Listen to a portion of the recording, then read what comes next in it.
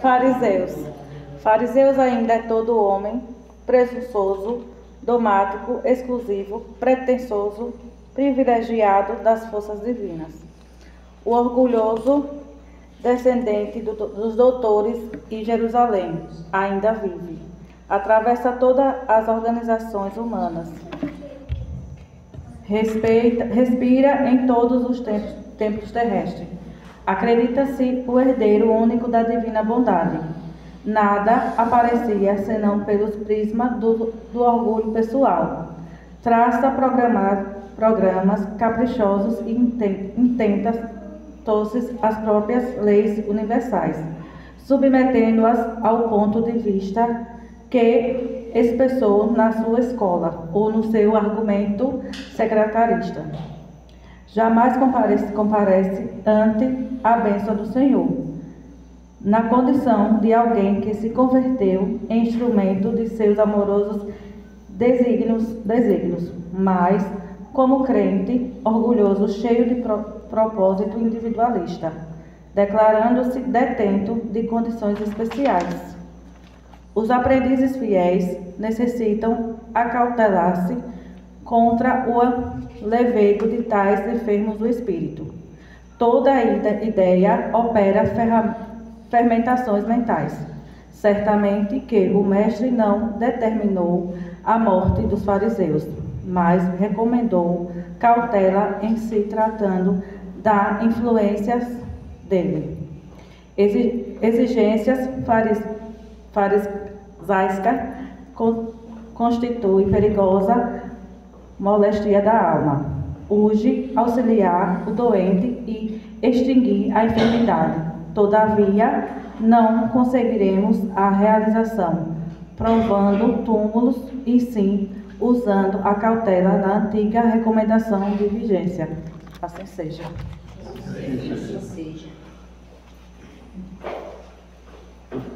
Alberto, para fazer a prece inicial.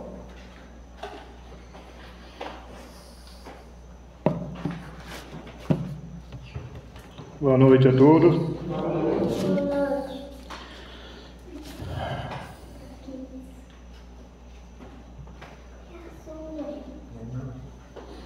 Senhor Jesus,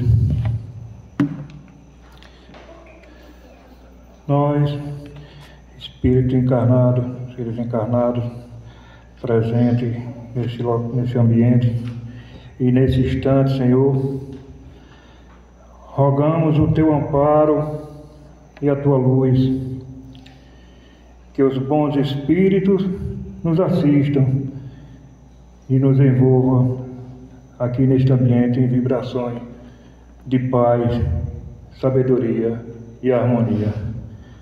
Que a paz a ser proferida hoje seja fonte de consolo e aprendizado. Abençoa-nos, Senhor, para que possamos aproveitar ao máximo este momento de estudo e reflexão na noite de hoje. Oremos. Pai nosso que estais no céu, santificado seja o vosso nome.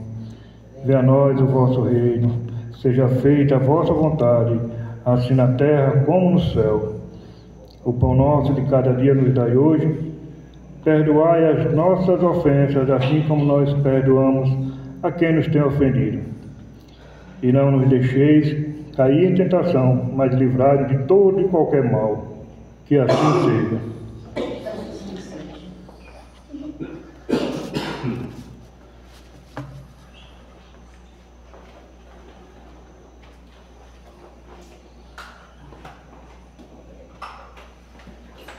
Convido agora a Dona Glair para fazer a leitura do Evangelho.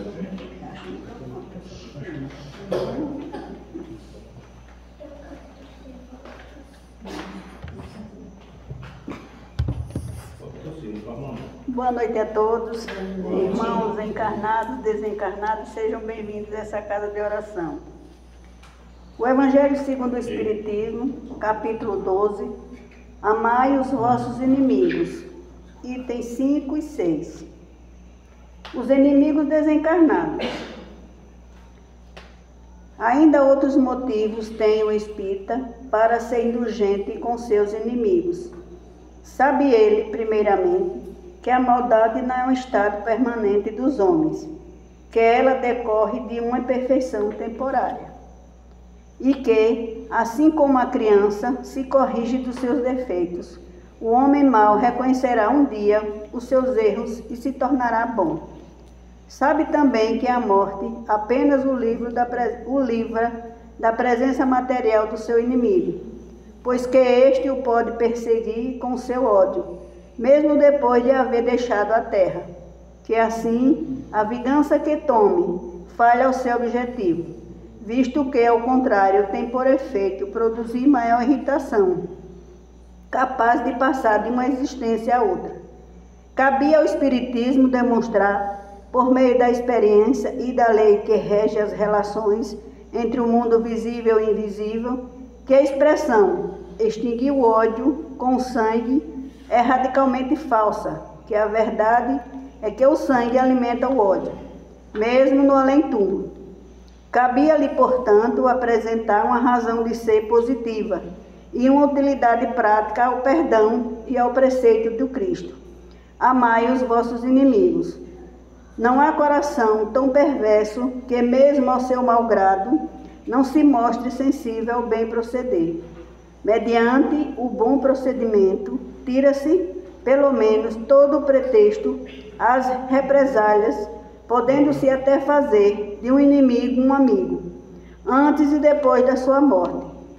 Com o mal proceder, o homem irrita o seu inimigo, que então se constitui instrumento de que a justiça de Deus se serve para punir aquele que não perdoou. Pode-se, portanto, contar inimigos assim entre os encarnados, como entre os desencarnados. Os inimigos do mundo invisível manifestam sua malevolência pelas obsessões e subjugações com que tanta gente tem com que tanta gente se vê a braços e que representam um gênero de provações, as quais, como as outras, concorrem para o adiantamento do ser, que por isso as deve receber com resignação e como consequência da natureza inferior do globo terrestre. Se não houvesse homens maus na terra, não haveria espíritos maus ao seu derredor. Se, conseguintemente, se deve usar de benevolência com os inimigos encarnados, do mesmo modo se deve proceder com relação aos que se acham desencarnados. Outrora sacrificava-se vítimas sangrentas para aplacar os deuses infernais, que não eram senão os maus espíritos. Aos deuses infernais sucederam os demônios, que são a mesma coisa. O Espiritismo demonstra que esses demônios mais não são do que as almas dos homens perversos, que ainda se não despojaram dos instintos materiais, que ninguém logra aplacá-los, senão mediante o sacrifício do ódio existente, isto é, pela caridade, que esta não tem por efeito unicamente impedi-los de praticar o mal, e sim também o de reconduzir ao caminho do bem e de contribuir para a salvação deles. É assim que o mandamento, amai os vossos inimigos, não se circunscreve ao âmbito achado da terra e da vida presente. Antes faz parte da grande lei, da solidariedade e da fraternidade universais. Muita luz para todos.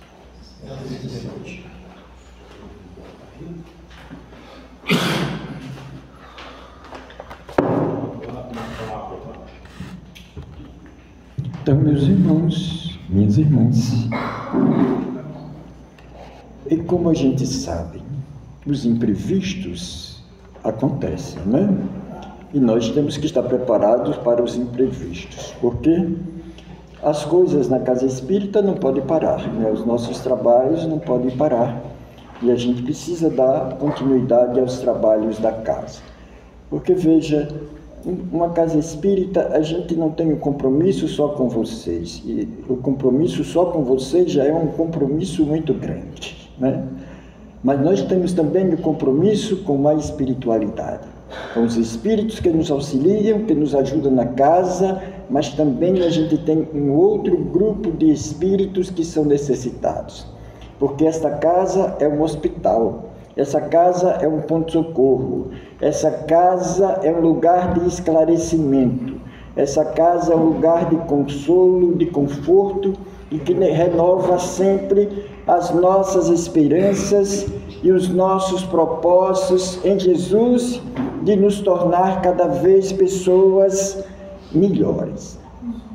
Então, para que a gente possa começar a falar, porque pode ser ainda que o palestrante chegue, mas a gente precisa começar. Então, como ele trouxe, ele ia falar sobre o tema inimigos desencarnados, que está dentro da temática do capítulo 12 do Evangelho, amai os vossos inimigos. Para que a gente possa compreender o capítulo do Evangelho, que é de Mateus, capítulo 5, versículo de 43 a 47. E Jesus diz, eu vou só ler esse capítulo para nos ajudar na reflexão. Aprendestes o que foi dito, amareis o vosso próximo e odiarei os vossos inimigos. Eu, porém, vos digo, amai os vossos inimigos, fazei o bem o que vos odeia, e orai pelos que vos perseguem e caluniam, a fim de serdes filhos do vosso Pai que estás no céu, que faz se levante o sol para os bons e para os maus, e a chuva sobre os justos e os injustos, porque se só amardes os que vos amam, qual será a vossa recompensa? Não procedem assim também os publicanos? Se apenas os vossos irmãos saudardes, o que é que com isso fazei mais do que os outros? Não fazem outros tanto os pagãos? Então, é desse Evangelho que Kardec nos traz essa reflexão dos inimigos desencarnados. Porque qual é a ideia que a gente pensa? O que é que a gente pensa a respeito dos nossos inimigos? Por que a gente tem os inimigos desencarnados? Então, temos os inimigos desencarnados, e se nós temos inimigos, é porque, de uma certa forma, nós também somos espíritos encarnados, devedores. Porque os inimigos, nenhum inimigo se configura na vida da gente de uma forma banal, de uma forma fútil. Se nós temos inimigos, é porque nós, de uma certa forma, fomos os causadores das inimizades, tá? Mas os nossos inimigos e as nossas inimizades são causadas em nós por uma determinada ação nossa.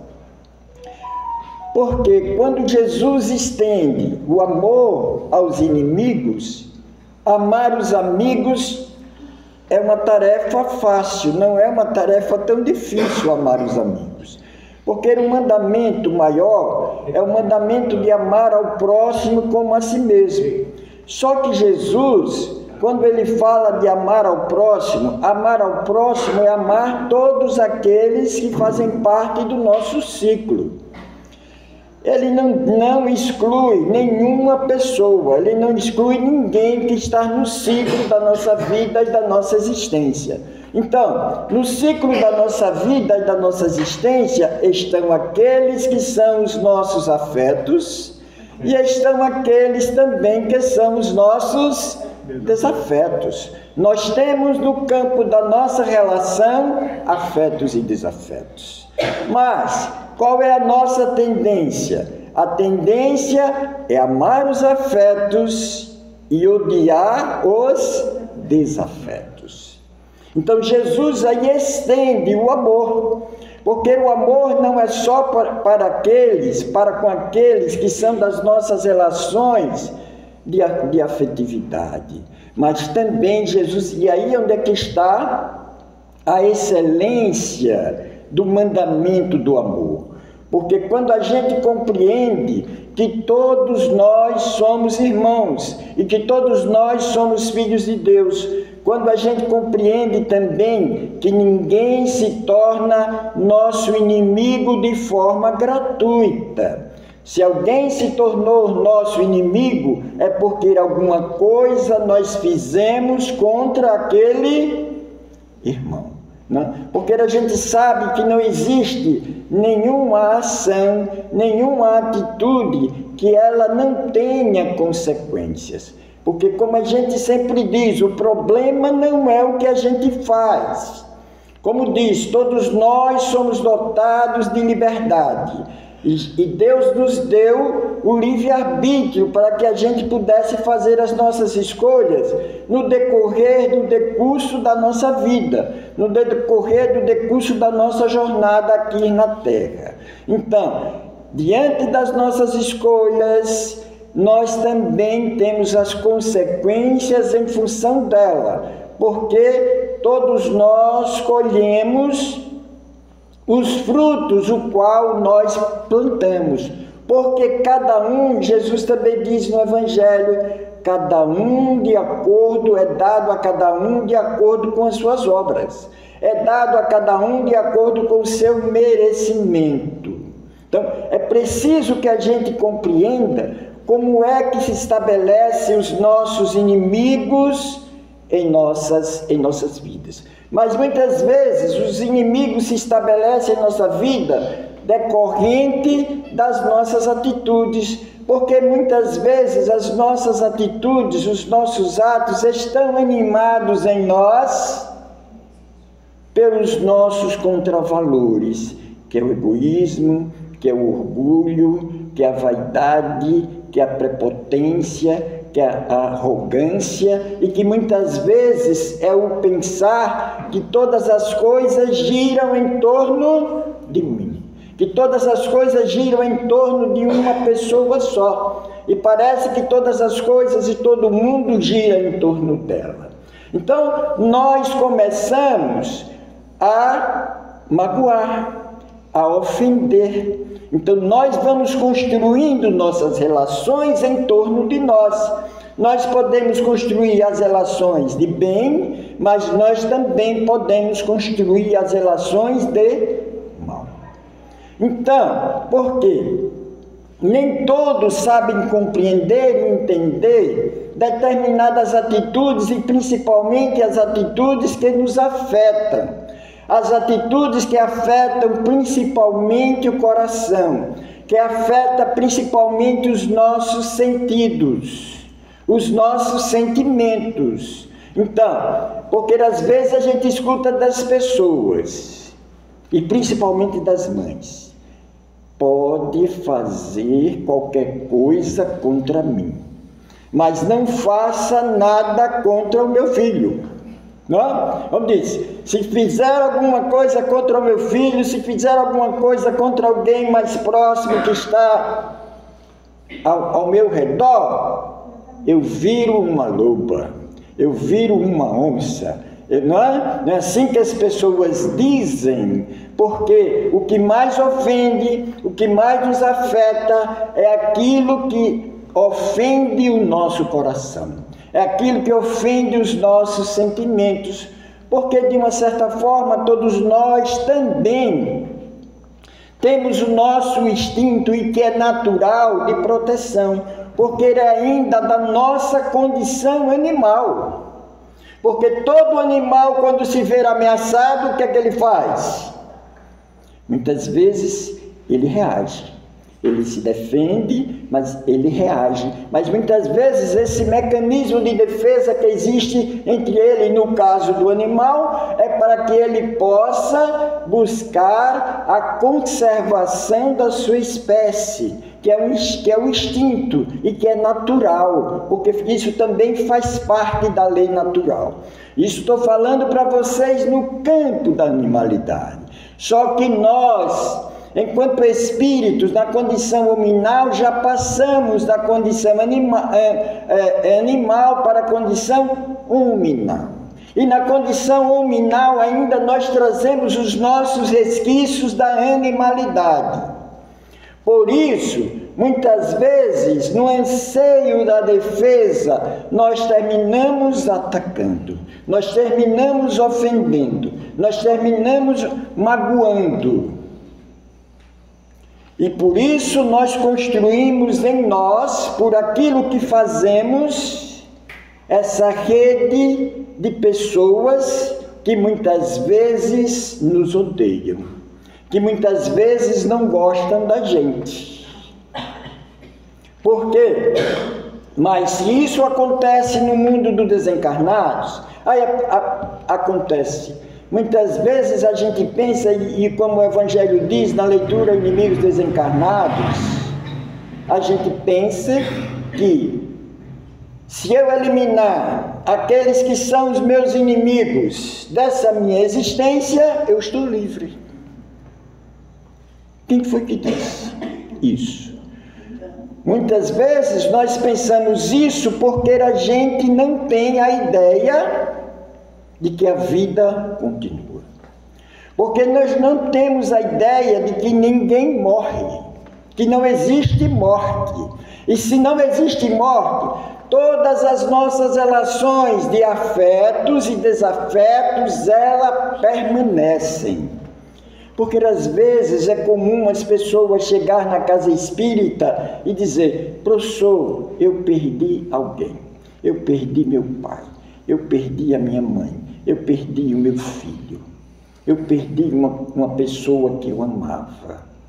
Mas na verdade é isso que ainda permeia pelo nosso consciente coletivo. Morreu, a gente configura como sendo perda.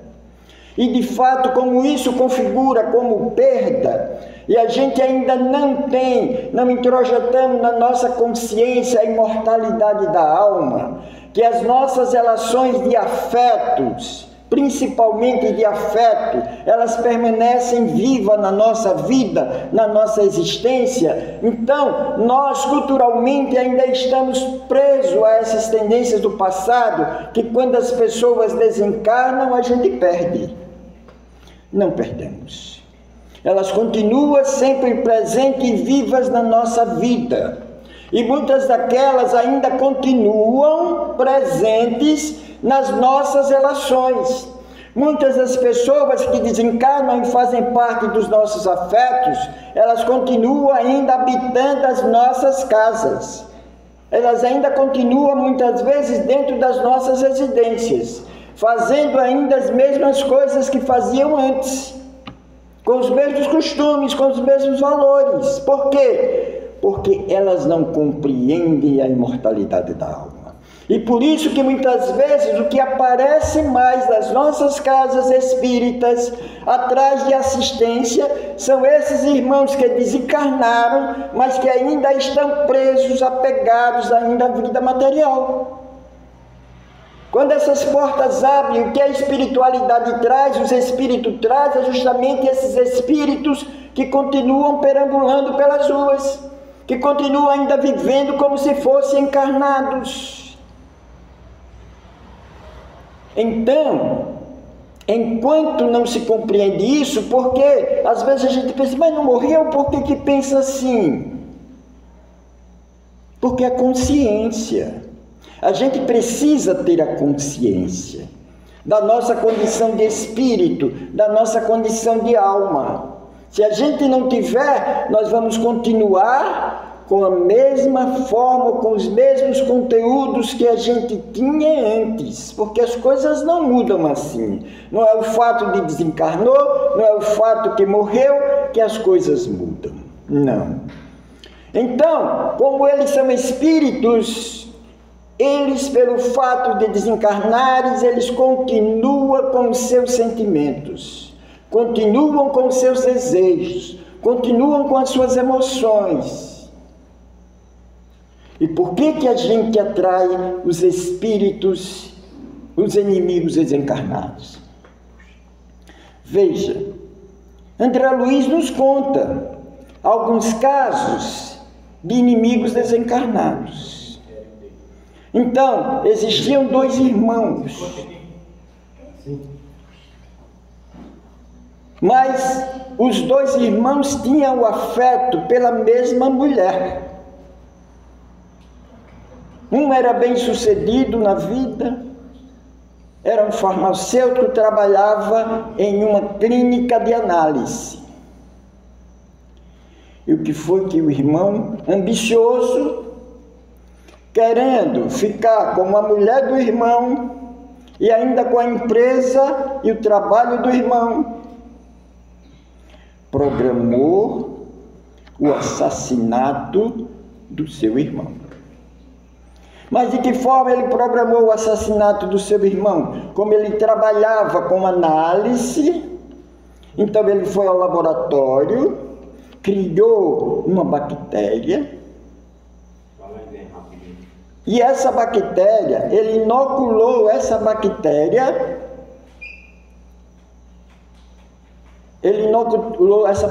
no nariz do irmão enquanto o irmão dormia.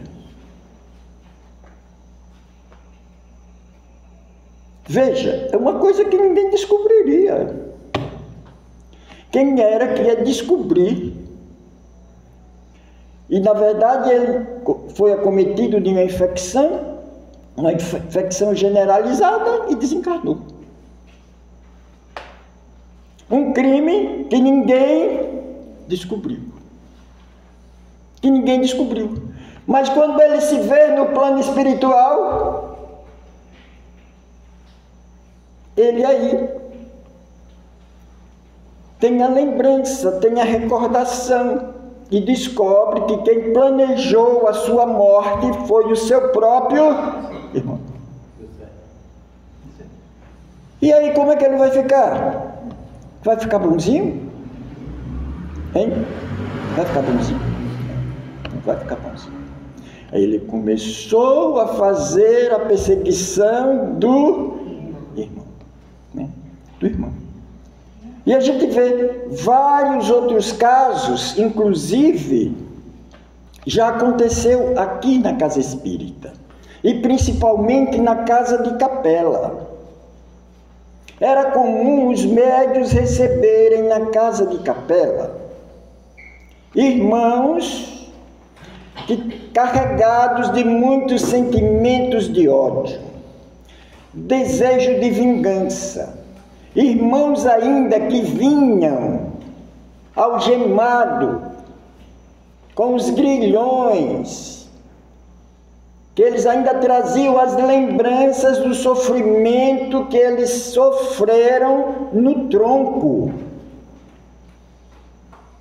que eram chicoteados, que foram mortos no tronco na época da escravidão. Porque a gente sabe que nessa nossa região, na região de Capela, existia muitos engenhos. E até hoje a gente sabe dos canaviais, tá? Que até hoje a gente tem as indústrias de fabricação de álcool, de açúcar. Então essa região tinha muitos engenhos. E muitos desses negros morreram no tronco. E eles vinham cobrar. Ele olhava para as pessoas com qual ele obsidiava e dizia: agora você é bonzinho, não é? Agora você está aqui, querendo ajudar as pessoas. Mas ele dizia: você sabe o que foi que você fez comigo? Ele começava a relatar todas as dores, todas as torturas que sofriam. E às vezes a gente que está do lado de cá, o que a gente vai dizer para esses espíritos? Por mais que a gente fale de amor, que a gente fale de perdão, que a gente fale de misericórdia, que a gente fale de compaixão, mas ainda o sentimento de ódio está muito impregnado no coração desses irmãos. Por isso que muitas vezes precisa séculos para poder e eliminando essas formas mentais de sentimento de ódio de tantos anos que permeia o coração desses irmãos.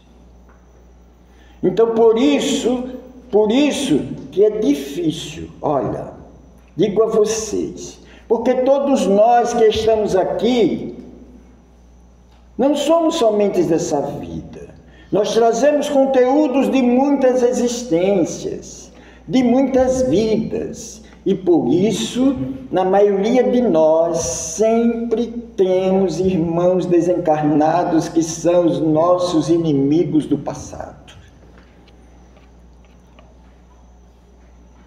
Aí às vezes a gente pergunta, mas por que é que Deus permite os inimigos desencarnados em nossa vida? Por que é que Deus permite que eles ajam sobre nós?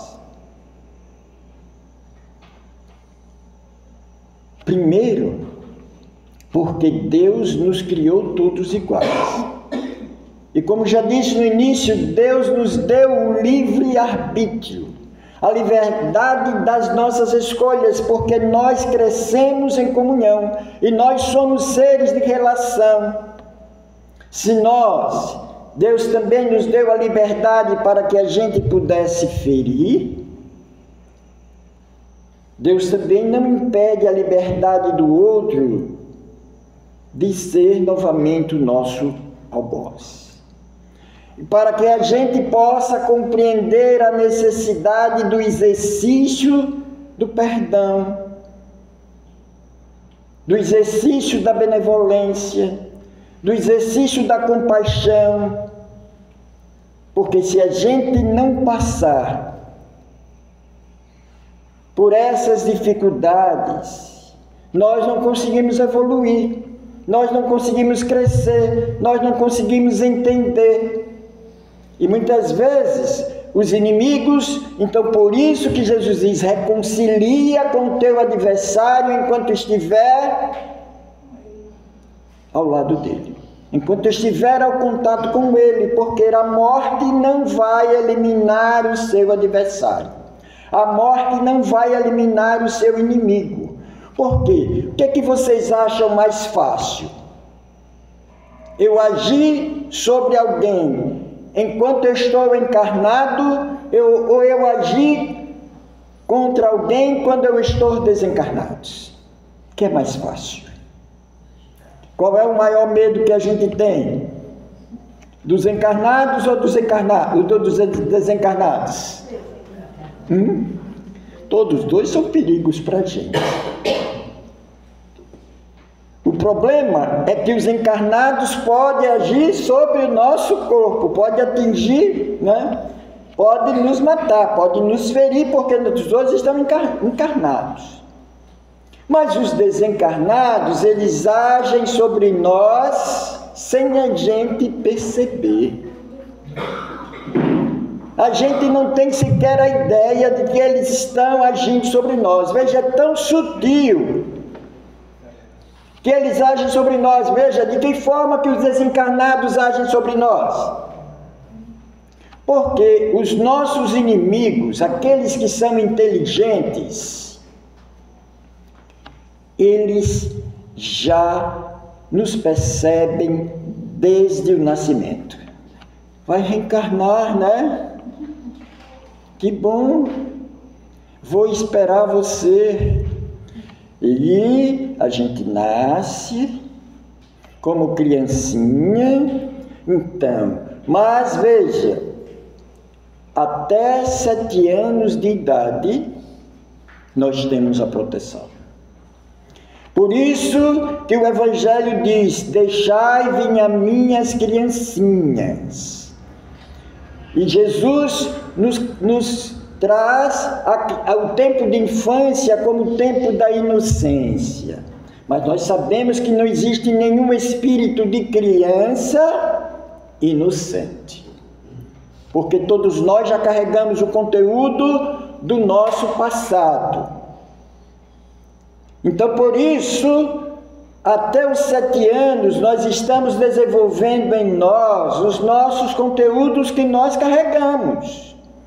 Por isso que até os 7 anos, os pais, os professores, os educadores estão para orientar aquela criança na medida que ela vai despertando para suas tendências inferiores. Por isso que não cabe a gente dizer, não, é criancinha, deixa para lá. Não, começou a perceber as tendências de maldade, de mal, já começa a corrigir. Já começa a corrigir.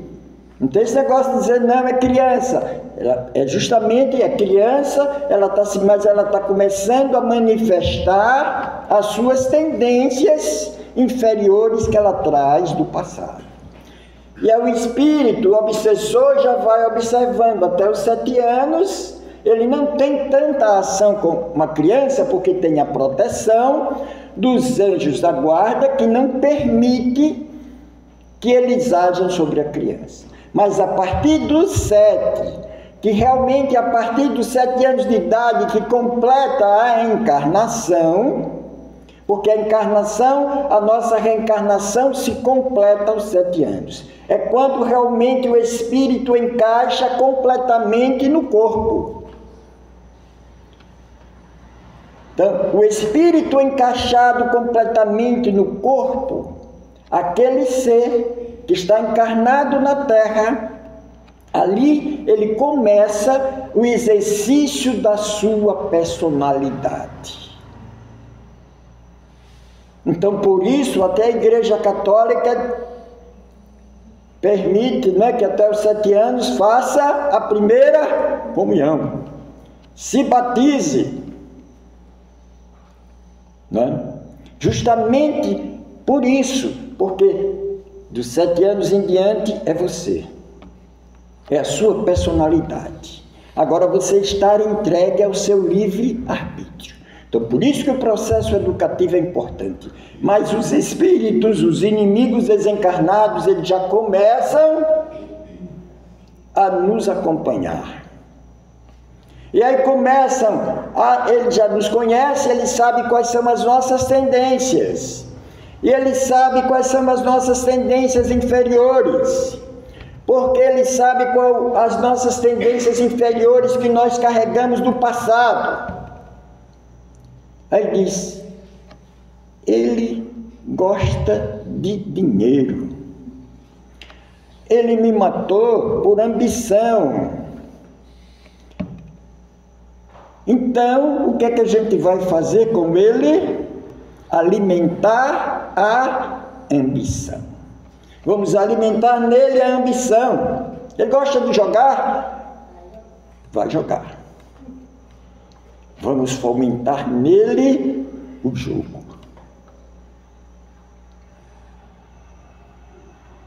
Ele gosta de poder? Vamos dar poder a ele. Ele é vaidoso? Vamos dar vaidade a ele. Ele gosta de mulher, mulherengo? Oba! Vamos dar mulher a ele.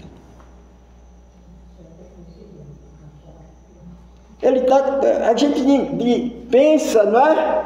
Que nós estamos recebendo tudo que a gente quer, que a gente gosta, né? E aí ele se sente poderoso, não é? Sou poderoso. E vai dando, vai dando, e vai dando a mesma coisa. Vou dando a você jogo, você vai ganhando, você vai ganhando, você vai ganhando.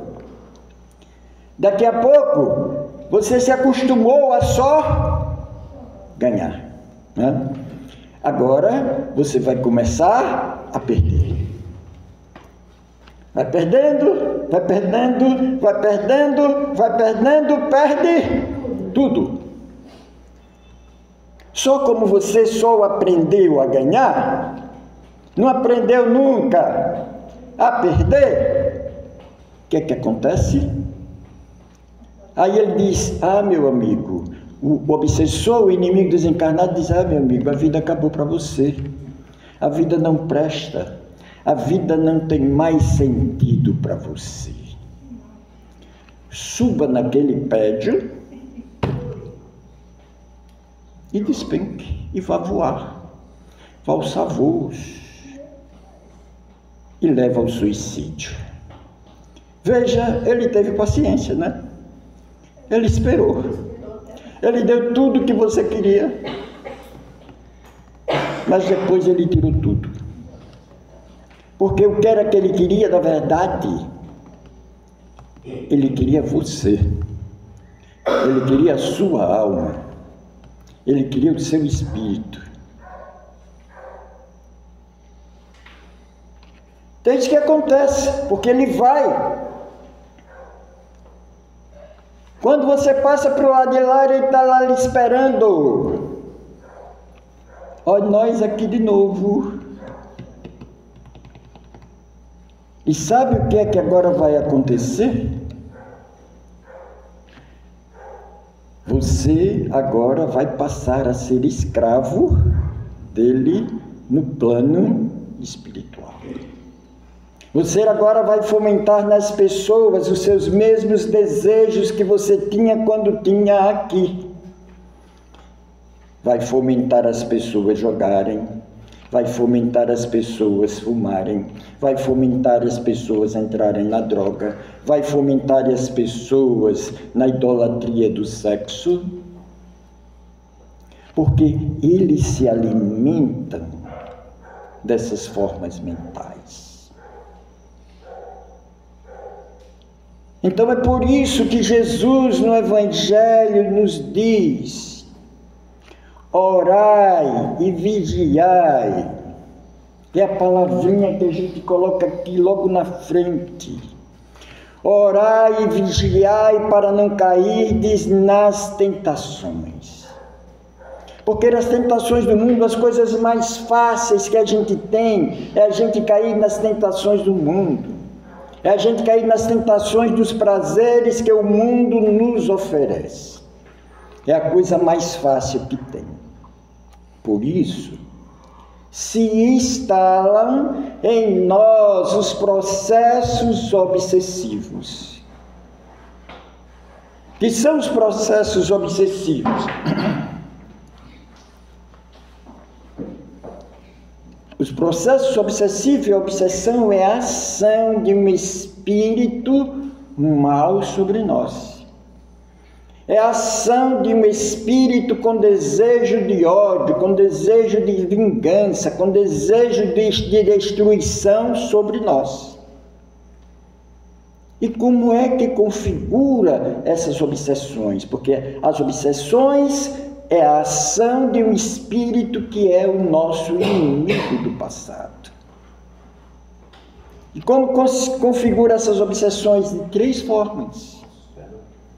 As obsessões, elas podem ser obsessões simples, que, como já disse para vocês no início, os espíritos começam fomentando em nós os nossos pequenos anseios, os nossos pequenos desejos, porque vai se estabelecendo em nós pela nossa sintonia, pela nossa vibração, pelas coisas que a gente gosta. Então, eles vão, se eu gosto de beber. Quem são os espíritos que vão estar comigo e também se alimentando da bebida? Aqueles que desencarnaram e que aqui também eles gostavam da bebida. Se eu gosto de fumar, então por isso todos aqueles que carregam vícios do fumo, eu não fumo sozinho. Por isso as dificuldades que a gente tem de nos libertarmos dos vícios. Porque nós não estamos viciados sozinhos. Nós alimentamos e nós nos alimentamos, e é por isso que é difícil. Veja, às vezes até pessoas que são médiuns. Às vezes a mediunidade é decorrente de um vício, porque o espírito que ajuda ele é um espírito que fuma. O espírito que ajuda ele é um espírito que bebe. Aí ele diz, mas como o espírito que fuma, o espírito que bebe pode ajudar alguém? O que vocês acham? Um espírito que fuma, um espírito que bebe, um espírito que vive dos prazeres da vida mundana, ainda eles podem ajudar alguém? Não vai destruir. Não vai destruir. Vai ter causa própria, né? Ajudar eles até podem, né? Por quê? Porque muitas vezes os espíritos, eles também sabem manipular os fluidos. Às vezes a gente vê que tem rezador que recebe um caboclo que fuma, né? Mas ele não passa os remédios de Eva? Quando ele passa aqueles remédios, as pessoas ficam boas? Ficam, algumas ficam. Mas por que as pessoas ficam boas? As pessoas ficam boas porque eles têm fé. Por isso que Jesus diz, é a tua fé que te curou. Porque a minha fé que capta os fluidos, que está na natureza. Que está na natureza. Porque tudo que emana de Deus é bom. É bom. Então, muitas vezes, essas pequenas curas que é feita muitas vezes as pessoas carregadas de obsessões simples. Por isso que a gente vê, veja, o rezador. Quem vê um rezador velho ou velha, eles são todos arquejados, né? Olha, quem conheceu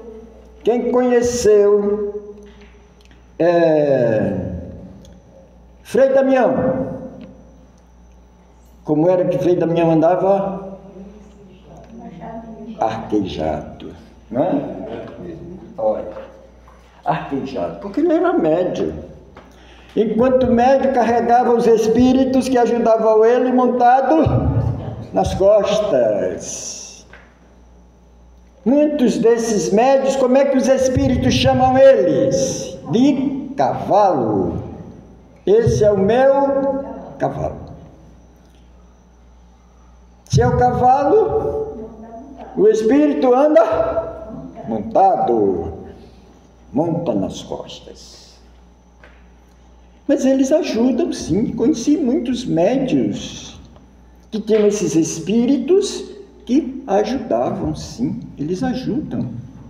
Agora, só que de uma certa forma, os médios sofrem de obsessão simples. E eles não conseguem, muitas vezes, se libertar desse processo. E são processos obsessivos, porque já a relação de espíritos encarnados e desencarnados é tão grande entre eles, que eles não conseguem se desvencilhar desses espíritos. Desencarnam com eles, né? E às vezes podem ser inimigos do passado que agora estão querendo reparar as suas dívidas. Reparar as suas dívidas. Então, isso configura, na maioria das vezes, um tipo de obsessão, que é obsessão simples. E a gente não compreende, a gente não vê dessa forma isso. Mas existe outro tipo de obsessão também, que é a fascinação. Talvez a fascinação é a forma de obsessão mais difícil que tem de se curar, de se cuidar. Porque na fascinação o espírito já começa a agir sobre a nossa vontade, sobre os nossos desejos, sobre a nossa consciência. Então, na fascinação, eles começam muitas vezes a nos intuir para coisas que estão dentro dos nossos conteúdos psicológicos. E aí a gente começa a escutar a voz deles, mandando a gente fazer determinadas coisas ou tomar determinadas atitudes. E porque também muitas vezes é fácil a gente se fascinar. Veja, e isso acontece na vida prática da gente. Quando a gente, nós nos apaixonamos por alguém, quando nós nos apaixonamos,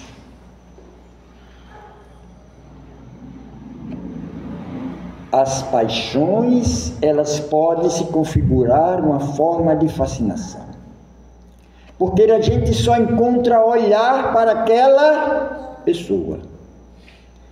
Só encontramos olhar para aquela pessoa, não? Eu já sofri processos de fascinação, e eu sei como é o processo de fascinação, porque a gente não consegue enxergar as coisas que estão ao nosso lado. A gente não consegue enxergar a verdade porque a gente acha que nós estamos com a verdade e a verdade é nossa. A gente não consegue enxergar, né? Então é a mesma coisa. Ah, minha mãe, arranjei um namorado, arranjei uma namorada, é o amor da minha vida, é com ela que eu quero me casar, é o amor da minha vida, é com ele que eu quero me casar. Aí a mãe olhou assim e disse: minha filha, você não está vendo que isso não vai dar certo? Porque mãe tem o sexto sentido, né? Mãe sabe, porque quando mãe diz: minha filha, isso não vai dar certo, é porque não vai. É difícil uma mãe disser isso não vai dar certo e dá. Não, vocês mesmo conhecem. Por quê? Porque eu estou fascinado, eu estou envolvido pelaquela emoção, eu estou envolvido pelaquele sentimento e eu não consigo enxergar nada além daquilo. É como se eu perdesse a razão. Eu estou envolvido completamente pela emoção. E aí nós estamos fascinados. A mesma coisa os espíritos fazem conosco. Ele nos fascina. Então a gente não consegue ver nada, porque a fascinação é como se a gente botasse uma viseira nos nossos olhos. A gente só consegue enxergar aquilo que a gente quer naquela hora e naquele momento. Nada ao nosso redor, ao nosso lado, a gente consegue. Todas as pessoas que chegam para nós para dizer que nós não estamos seguindo o caminho certo, que aquilo não vai ser bom para nós, nós recusamos. Por isso que é difícil. Pega uma pessoa fascinada, o que acontece com ela? Diz: olha, você precisa fazer um tratamento psiquiátrico. Você precisa tomar remédio para estabilizar seu humor, para estabilizar as suas emoções. Aí você diz: eu doente? De jeito, qualidade nenhuma. Quem precisa de psiquiatra é doido. Não é assim que as pessoas dizem? Porque para ela está certa. Ela está sempre com a verdade. Ela não admite nada que seja contrária à sua posição, à sua forma de pensar naquela hora e naquele momento. Então, por isso que muitas vezes na fascinação nós já sofremos esse controle, esse domínio do espírito nos nossos pensamentos. Então, ele já nos controla as nossas ideias, já nos controla os nossos pensamentos, ou seja, nós já passamos a ser teleguiado. Ele é quem mostra o caminho onde a gente vai andar. E por último, a gente tem a subjugação. Quando nós estamos subjugados, nós já estamos submetidos às duas formas de escravização, as duas formas de obsessão. Nós já estamos presos pelo pensamento, mas além dos pensamentos, os espíritos agem também sobre o nosso orgânico, sobre o nosso físico. Então, aí o Espírito, além de direcionar os seus pensamentos, você ainda fica passando situações vexatórias. Então, o que ele faz? Vai lavar os pratos. Aí ele diz, você lavou os pratos uma vez, ele diz, lave de novo que está sujo. Aí você vai lá, lava os pratos que você já lavou uma vez, tudo de novo. Quando você termina, ele disse, lave de novo que ainda está sujo. E você vai passar o dia todo lavando pratos. E você não consegue se desvencilhar daquilo. Você vai à igreja, tem degrau na igreja. Ele diz, subam os degraus. Você sobe. Depois ele diz, agora desça. Suba de novo. Você sobe, desça, você desce. Aí as pessoas que vão chegando para ir assistir a missa, ela diz, esse cara está doido. Mas só que ele não consegue desfazer o comando. Ele vai ficar lá até quando o Espírito quiser. E é comum a gente ver espíritos fascinados, às vezes aqueles com a Bíblia na mão, no meio da feira. Ele se ajoelha, ele levanta, porque ali, muitas vezes, ele está subjugado. Ali são processos obsessivos. Mas não está com a Bíblia na mão, não está falando em nome de Deus? Está. Mas ali também ele está passando por uma situação vexatória. Então, por isso, que é preciso que nós, enquanto espíritos encarnados na Terra, prestemos atenção. Porque nós estamos arrodeados de testemunhas, como dizia Jesus. Nós estamos arrodeados por uma nuvem de testemunhas. Essas testemunhas podem ser aqueles bons, que nos ajudam, que nos auxiliam, mas também podem ser os inimigos desencarnados. E para que a gente possa sair dessa faixa de vibração dos nossos inimigos desencarnados, só através da elevação dos nossos pensamentos. Só através da sintonia com o alto, porque na elevação dos nossos pensamentos, a sintonia com o alto, o trabalho no bem, faz com que a gente mude de faixa vibratória. E só mudando de faixa vibratória é que a gente sai da sintonia dos nossos inimigos desencarnados. Por isso, a importância que a gente tem da oração. A importância que a gente tem da prática do bem, a importância que a gente tem de estabelecer esse vínculo contínuo e permanente com Deus, com a espiritualidade, com os amigos benfeitores amigos. Porque ainda os inimigos desencarnados são irmãos, que muitas vezes precisam da nossa ajuda, porque, como diz Jesus, dos inimigos desencarnados, em outras vidas, em outras existências, eles vão estar ao nosso lado. Às vezes pode vir como um filho da gente, às vezes pode vir como o nosso marido, às vezes pode vir como a nossa mulher, às vezes pode vir como o nosso vizinho. Eles vão fazer parte depois da nossa vida, para que a gente possa nos reconciliar. Depois eu vou chamar ele de meu amor. Depois eu vou chamar ela, de meu amor.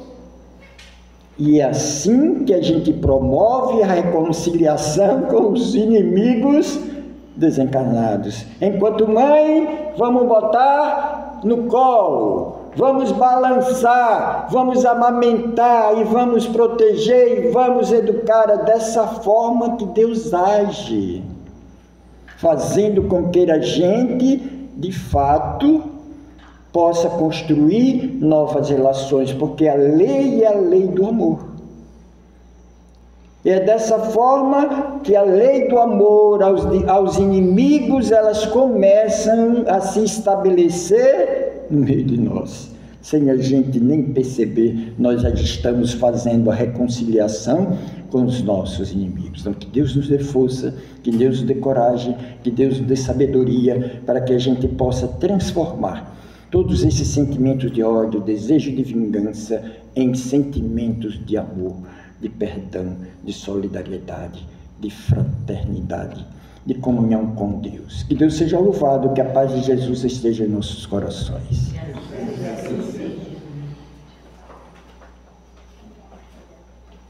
Convidar agora Valmir para fazer a prece final. Vamos, Valmir.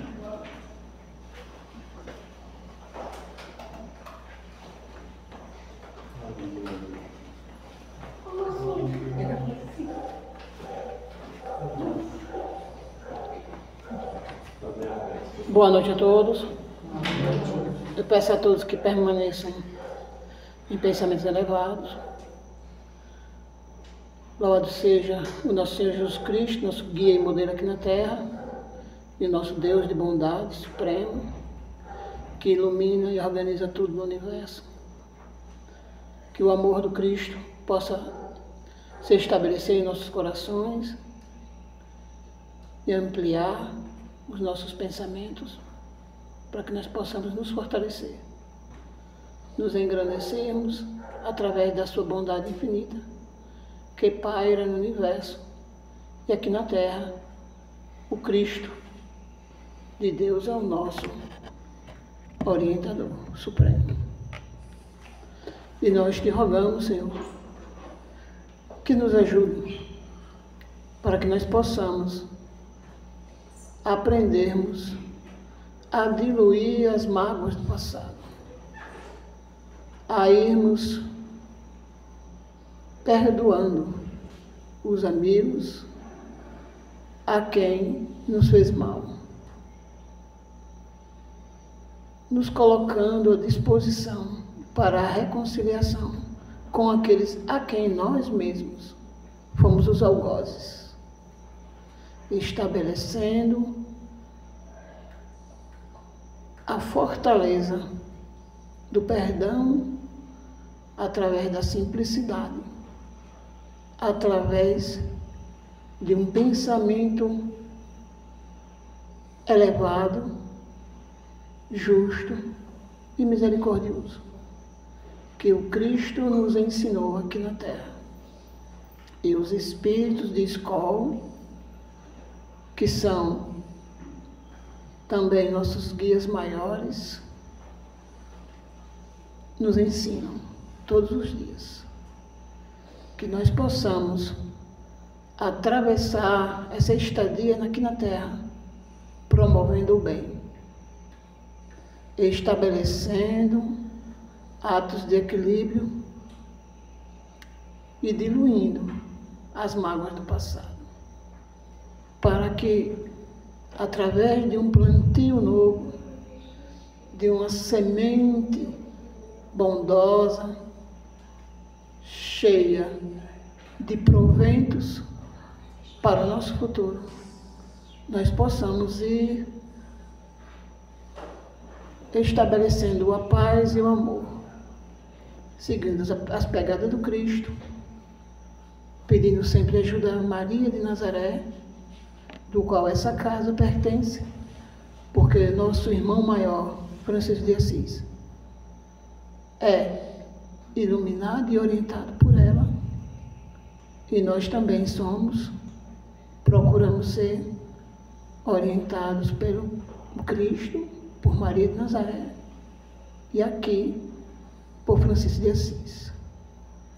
Rogamos a Deus que cada um de vocês, ou de nós que viemos aqui, precisando todos nós de ajuda, de fortalecimento para a continuidade da nossa missão aqui na Terra, que muitas vezes é essa mesma, de diluir as mágoas do passado, para que nós possamos ter dias de frutos, de bênçãos e de paz, saindo deste mundo de provas e expiações para um mundo que se aproxima de nós, de regeneração, aonde nós estabeleceremos relações mais elevadas, amizade mais apurada. E a nossa vida em família vai ter sempre uma qualidade mais perfeita. Que Deus acompanhe cada um de nós para nossas casas, melhores do que viemos. Que assim seja.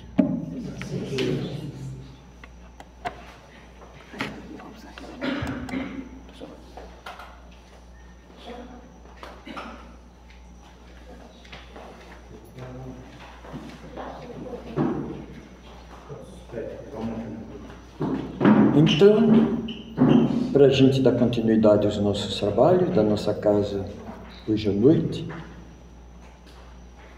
só para dizer para vocês que nas nossas terças-feiras a gente tem os nossos estudos na casa, que nós fazemos uma reflexão do Evangelho, estamos fazendo um estudo sobre o Livro dos Espíritos, já estamos praticamente acabando a reflexão do Livro dos Espíritos, depois nós vamos fazer uma reflexão, a gente vai começar a estudar, queremos ver se a gente começa a estudar o livro Céu e Inferno, né? Porque esse ano completa os 160 anos do livro Céu e Inferno, e uma obra do Pentateuco kardeciano também muito importante, que nós, enquanto espírita, nós precisamos estudar. Aqui na casa nós já fizemos um estudo o estudo de toda a obra pentateuca, né? De toda a obra. Livro dos Espíritos, mais de uma vez, né? Nós já estamos voltando novamente a fazer esse ano o estudo do Livro dos Espíritos.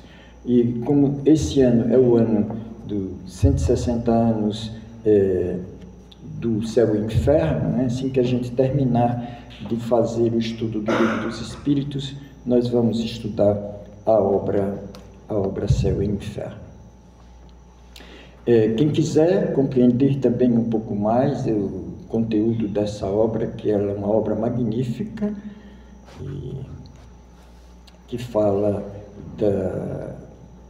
da nossa relação, né, entre esses dois planos da existência, mas também fala de todas as experiências dos espíritos que passaram aqui na Terra, aqueles mais inferiores até os espíritos um pouco mais elevados, porque eles também nos trazem essas informações de como foi a passagem desse plano para o outro plano, né? Fala também dos milagres de Jesus, então é uma obra bastante interessante para que a gente possa estudar e compreender um pouco mais. Depois do passe, a gente tem o atendimento fraterno. Aqueles que quiserem fazer o atendimento fraterno, está Valmir aqui, né, que pode nos ajudar e auxiliar. Tá bom? Então vamos trabalhar então, bora?